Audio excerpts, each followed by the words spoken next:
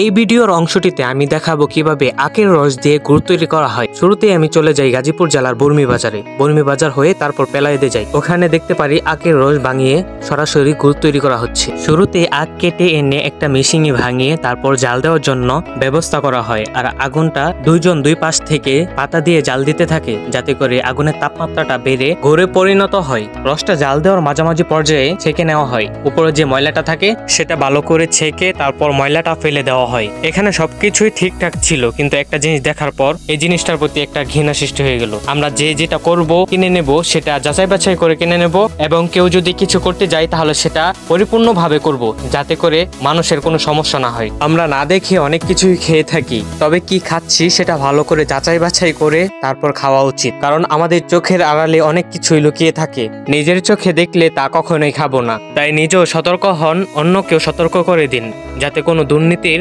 পাজরে আমাদের পড়তে না হয়।